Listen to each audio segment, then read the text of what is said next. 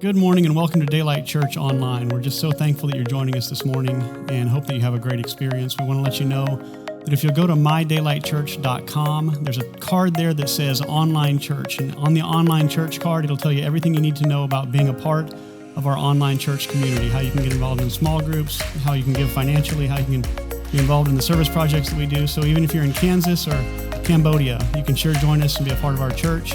We'd like you to check it out there and introduce yourself. So go to mydaylightchurch.com and check out the online church card. Thanks.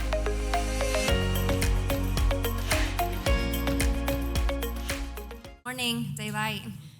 I love you guys, and I'm happy to be here. A few weeks ago, I was trying to gather together some solid information to present to you all today, and I said to God, I don't have enough clear thoughts to say anything clear and worthwhile to anybody, let alone preach a sermon. So, brace yourselves. I recently read about a woman who was driving, not paying any attention. She drove through a construction zone, and she hit a construction worker and cost him his legs. As he lay in his hospital bed, legless, he forgave her.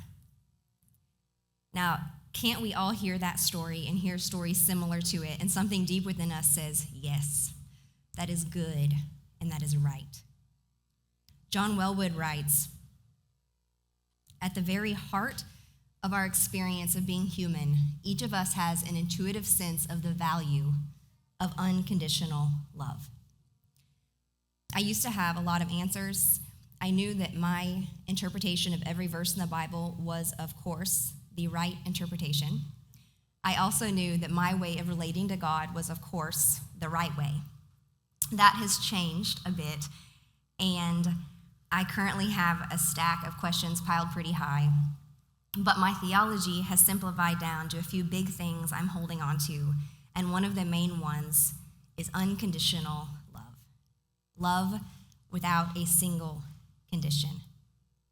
A few definitions. A pure, unselfish state of love that defies reason. A state wherein a person continues to love even when the recipient seems unworthy or unloving in return. A love that is constant and unchanging. Showing love for another person without considering how it will benefit you. Accepting one's faults without judgment. No matter what, I'm going to love you. John Wellwood continued, tough, frozen places inside of us begin to melt and soften as the circulation of love warms us like the spring sun. Man, life is hard. Life just keeps happening. And I've noticed that it's really easy for my heart to get these tough, frozen places. And I need a lot of unconditional love to do a lot of melting. Now, we are all familiar with the other sort of love, but just to spell it out clear here. Conditional love, on the other hand, means that there are certain conditions, likes, and dislikes that determine the extent of our love. It's about someone matching our personal needs, desires, and outlooks. So reading that definition makes it very apparent to me that I have a lot of conditional love. Anyone in here married? I brought all kinds of conditional love into that holy matrimony. God help us. Richard Rohr writes that this whole human project pivots around divine love because our available understanding of love is almost always conditioned on I love you if or I love you when. Most people find it almost impossible, apart from real transformation, to comprehend or receive divine love. In fact, we cannot understand it in the least unless we stand under it like a cup beneath a waterfall. I'm interested in learning to become a cup beneath that waterfall and helping other people to become cups under that waterfall. This no strings attached, ginormous, I can do nothing to earn it, I can do nothing to make it go away. It's always going to be there, limitless, in overflowing abundance. This kind of unconditional love is the waterfall I want all of us to stand under. Ephesians 3:19 says it calls God's love something that we can't understand. It's beyond what we can exaggerate. It's beyond what we can understand. And I love when something can't be exaggerated. And, hearing about a love that I don't have to do anything to earn it, and there's nothing I can do that's going to make it go away, I think that is what Ephesians 3:19 is talking about. It's really hard for me to understand what that kind of love looks like. And I believe that's what God is wanting us to experience.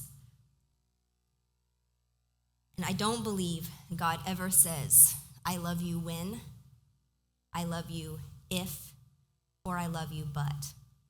I believe he cancels out all those words that we tend to add to the end of I love you. And that when God declares his love to us, I think it's just that. It's just, I love you. The gospel of Jesus is often referred to as the good news. And I don't think God was joking or playing some kind of mean trick when he called it that in the Bible. I think it really is good news. In the beginning, whenever Jesus is showing up in Luke chapter 2, verse 10, but the angel said to them, do not be afraid. I bring you good news that will cause great joy for all the people. God coming onto our scene and declaring to every last one of us, I love you, I love you, I love you. Is there any better news than that? From the time that Jesus came onto the earth, from the way he spent his days, who he chose to be around, the way he treated people, I believe up until today, October 29th, 2023, he is unconditional love. He is the good news of unconditional love. The friendless, the diagnosed, the hurting, the grieving, the judged, and the condemned, Jesus shows up with unconditional love, and it changes things. In reading the Gospels, I never hear Jesus saying, but what am I going to get out of this? Or, but what are you going to do for me? Or, do we have enough in common to share a meal together? I recently read from a person who said they have felt guilty for no reason since they were 8. And I relate to that. Maybe you do too. My conversation with God is often made up of a lot of I'm sorries. And I believe that there is a time and a place that it's proper to have an apology to God. But man, all day, every day, I'm kind of apologizing for my being, And that brings my son Boone to mind. It's pretty easy to do because he's always on my mind. And if he, grew up and as he was growing and as he was an adult, if he spent all day, every day coming to me saying, I'm so sorry, Mom, I'm so sorry, I'm so sorry, I would spend all day, every day saying, son, stop apologizing. You are so, so good. And I am so, so proud of you. And so I think I'm apologizing to God less because I think I'm seeing that that's how he must be feeling about me with all of my apologies. So let's just stay on Boone for a minute because he's my favorite topic. Here lately, I've been calling him Beauty. Come on, Beauty, let's go outside. I have never in my life called anybody Beauty, and I had no intentions to, but Boone Martin has changed things. I also call him my precious, my beautiful boy. Just this week, I've been calling him Boone Martin the Magnificent. He throws rocks, and I tell him he's an incredible rock thrower, and I take pictures.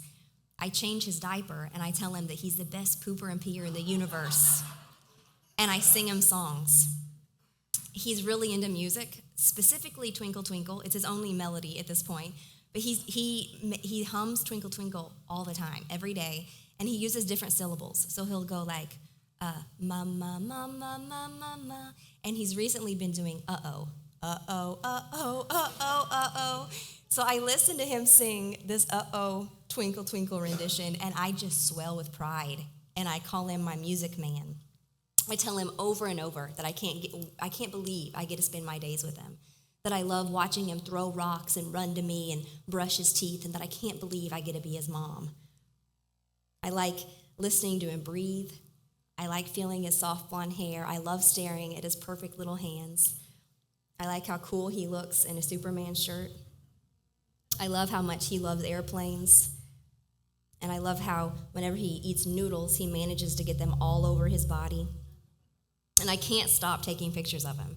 The other day, he was at my mom's, and she sent me a video, and he was scooping water from one bucket and dumping it into another over and over. And after he would scoop water from the original bucket, he would look down into his scoop to make sure it was a satisfactory amount of water. And if it wasn't, he'd give it another scoop. And so I watched this video and I cried. I'm just amazed by this little human. So if a very imperfect mom has these sorts of affections for her son, man, what kind of affections must the perfect God have for you and me? What if the reason I live in amazement of Boone is because God lives in amazement of us? What if God's unconditional love is the reason I feel the way I do for Boone? And I believe that it is. So what if God sings to Ashley and Jamie, "You're the best moms in the universe, and I can't believe I get to watch you"? What if whenever God watches Nancy paint or brush her teeth or drive her car, he says, "Oh, I'm just swelling with pride right now"? What if God bursts into tears every time he watches Ryan Engler cook because he's so proud of his son? What if God has been referring to Paul as Paul Lyle the Magnificent? I think that whenever we get to heaven, we are going to be blown away by how loved we are. I think God's going to show us how important all of our choices and habits and laughs and cries and moments were to him. And we'll be like, "Man, God, you recorded that? I didn't even know that you noticed." Romans chapter 8, verses 1 through 4 talks about being in Jesus and having no condemnation. I live in a condemning myself dialogue with myself. And so if this is what God is wanting for us, no condemnation, man, it's hard for me to imagine what that looks like. I've recently been doing a little reading on self-compassion, and apparently it's a whole field of study. It was pioneered by a woman named Dr. Kristen Neff, and she has some really interesting things to say about the conversations that we have with ourselves. So we live in a conversation with ourselves, and it seems that we ought to make it a nice and pleasant conversation. Dr. Neff encourages us to treat ourselves like we would treat a good friend. So what does self-compassion have to do with unconditional love? Well, I think it's easier for me to hand out unconditional love if I like myself. If my mind isn't busy rehashing all of my recent conversations and beating myself up over all the useless words I said and why did I say all of those words, and wishing I was better and wondering when I'll get better and how did I become such a disappointment and why am I not getting enough done today? If my mind isn't busy with that, my mind can just rest in believing that I am loved unconditionally right now as I am, and so are all of the humans around me, loved unconditionally by our Maker. You know, Boone has never once had the thought, "Am I disappointing you right now, Mom?" Or, "Gosh, I wish I would have learned this faster, Mom." Or, "Am I better than my peers, Mom?" No, Boone doesn't have time for that. He is 100% present. A child has no choice but to be 100% present in the moment, just enjoying being loved unconditionally. You know, Jesus tells us that he wants us to become like kids, and I think part of that looks like living in the moment and trusting that we are just being loved unconditionally by God. If Boone grew up and hated himself, or even was just okay with himself, I would be heartbroken. I would do anything it takes to convince him of his goodness and his worth. I would tattoo across my forehead, "Boone, you are incredible." And I think that must be how God feels about his kids, that he wants us to know how incredible we are. You know, Brené Brown, you're probably familiar with her. She has spent years studying relationships, and she has discovered in her research that there is one thing that separates people who have a strong sense of love and belonging from people who don't have a strong sense of love and belonging. And that one thing is they believe in their worthiness. If I believe I'm worthy of love and belonging, I'm going to have a sense of love and belonging. How does one go about increasing their belief in their worthiness? I'm not exactly sure. I wish I had a bag like I could pull out belief and worthiness, or like it's in my closet and I'm going to put on some belief in my worthiness today. But it doesn't work like that, unfortunately. But it seems that being loved unconditionally, believing that this is how God feels about us, and then us treating each other like this, I think that does a lot for the belief we have in our worthiness. And that will give us a sense of love and belonging, which all of us need. So Dr. Krista Neff says that to be human means to be imperfect. All of us, everyone on the entire globe, we are imperfect. That is the shared human experience. Often what happens, though irrationally, when we notice something about ourselves, we haven't reached our goal, or we're struggling in life, we feel as if something has gone wrong here. This is abnormal. This shouldn't be this way. I shouldn't be failing to reach my goals. And it's that feeling of abnormality, a separation from others, that is so psychologically damaging. We make it so much worse by feeling we're isolated in our suffering and our imperfection, when in fact, that's precisely what connects us to other people. So just keeping this in mind, that this connectedness we have in our imperfections, I believe it helps promote unconditional love in our hearts and how we treat each other. And this is what connects us, our imperfections, but also just how hurt all of us are. It's inevitable. If you're not heartbroken right now, just wait. You'll get heartbroken. I'm not trying to be depressing here, but it really is inevitable that living life, being in relationships with people, there's going to be so much loss and so much hurt. And just keeping that in mind as we go about our days, that all the people we're coming in contact with are in some way are suffering and are hurting. So to talk a little bit more about God's nature, what I believe we can believe about God's nature. The story of the prodigal son, if you've been around me for any amount of time in life, you've heard me talk about it. But Jesus is telling us this is what God is like. So I want to pay attention. I want to listen to this story. And I believe this is the goal, that this is what God's wanting. He's wanting to bear hug all of us. And I think that the story of the prodigal son is evidence of that. So I'm sure we're familiar with it, but just a quick review. There's a father, there's two sons. One son is a wild, selfish rebel, takes his inheritance early, runs off far away from the dad, spends money, maybe makes evil decisions. He's not doing good. He's immature, he's selfish. While the other son is faithfully working day after day for his dad. So the wild son gets hungry. He's kind of like starving to death. He wants to eat what the pigs are eating. He's so hungry. So he runs home. His plan is, I'm going to beg my dad for forgiveness and let him, maybe I can be a servant. So the father, Luke 15:20, if you're wondering what God's like, I just encourage you to camp out here for the rest of your life. That's what I'm going to do. Luke 15:20, the father sees the son from a long ways off. He runs to him. He throws his arms around him. He puts a ring on his finger. He says, get the finest robe we have. And then he puts it on his back. He puts new shoes on his feet. And he says, let's have a feast because my son is home. Jesus says this is what God is like. So the other son, I want to focus on him just for a moment. He's mad.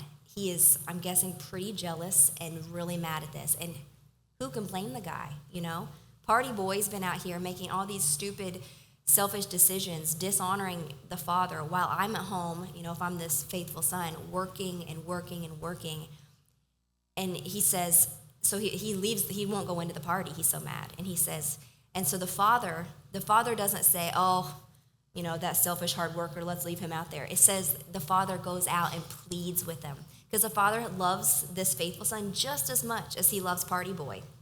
And so, the faithful son is like, Dad, I've been here all these years serving you. You've never thrown a party for me. You've never given me new shoes, And the son is like, and the father is like, oh, I love you, son. I love you. Everything I have is yours. I'm just celebrating this son because I love him too. And so I'm just, this faithful son, I'm just thinking so he's year after year. We don't know how much time. I'm just saying years. But for a while, he's faithfully serving his dad. And it seems that he had available to him unconditional love from his father that he was just not aware of at all. I think that the faithful son could have been having parties with the fattened cow. I think he could have been getting new shoes and new rings and new robes. But instead, he was ho-humming around at a distance, just hoping that he impresses his dad. And I don't want to waste my life ho-humming around at a distance from God, hoping I impress him, when God's like, hey, I approve of you. I love you. I want to give you new shoes and a party and a robe. I want to utilize all the love God has for me. And so it just seems that this son was loved unconditionally all along, but was just not aware of it. And so some kind of disconnect going on there that I don't want. I want all of us to be able to experience God as he is, which according to this story is awesome and really kind and really for us and wanting to bear hug us. And there's a verse I've liked for a long time in Zephaniah 3:17. And when you're like a verse from a book named something like Zephaniah, you might think you ought to study it or something. It might not come as any surprise to you. I am no scholar, and I have done zero investigating. I've not ever read this in the Greek or the Hebrew or the Portuguese, but just right here in the English, I really like it.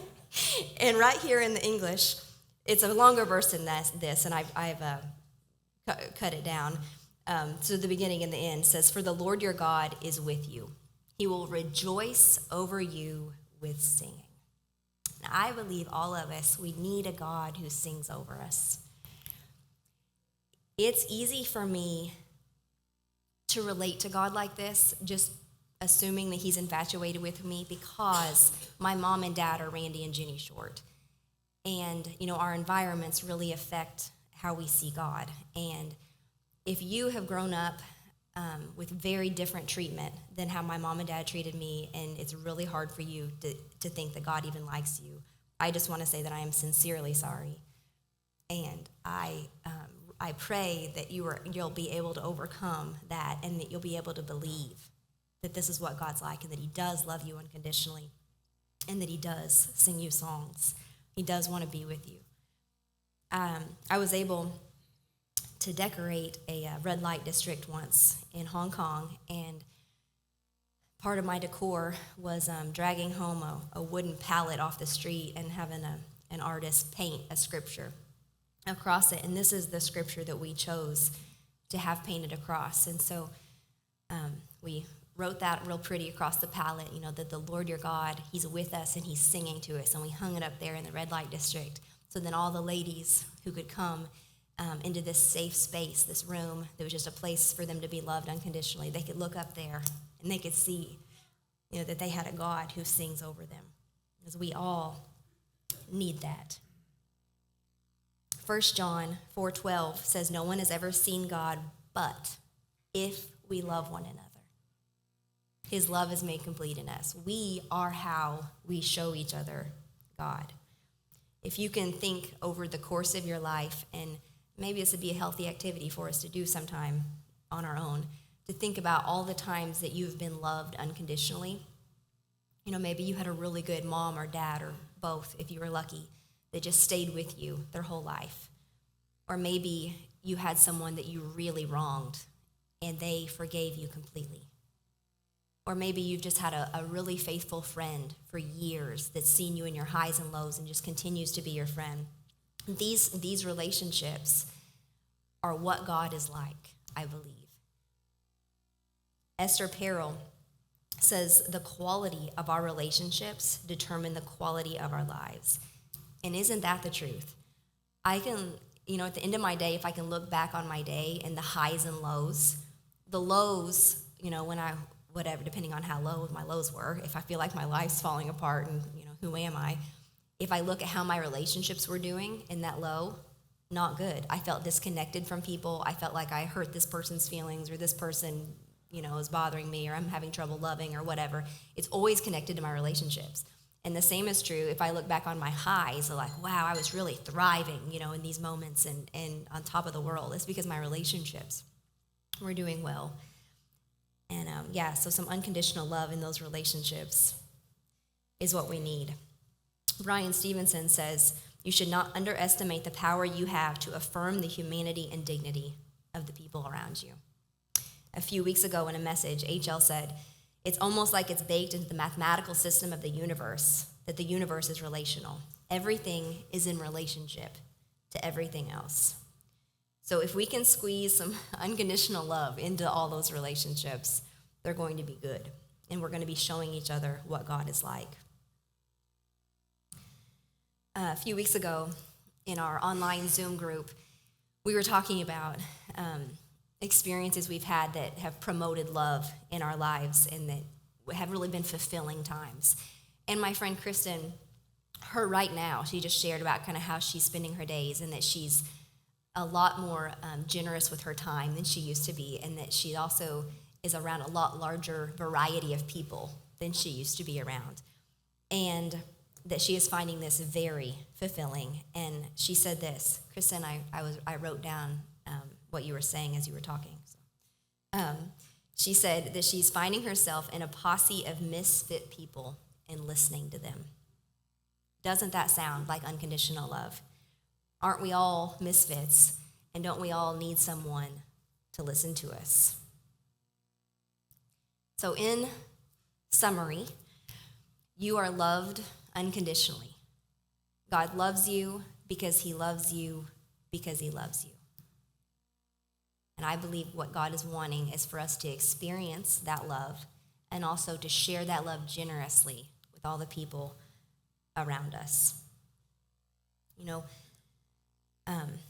John 3:16 says, "For God so loved the world, he sent his only begotten Son, so that whoever believes in him will not perish, but have everlasting life." And so just those first few words, for God so loved the world. For God so loved the world. Let's all say it together. For God so loved the world. Yeah. So we're just going to spend a few moments here in prayer. And if you want to close your eyes, you can. It helps me to focus. You don't have to.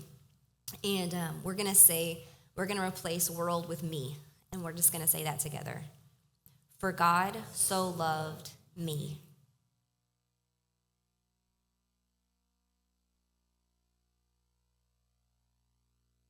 If you can think of someone that you have trouble loving, and we're going to say their name. If they're sitting right next to you, whisper it really quietly. For God so loved.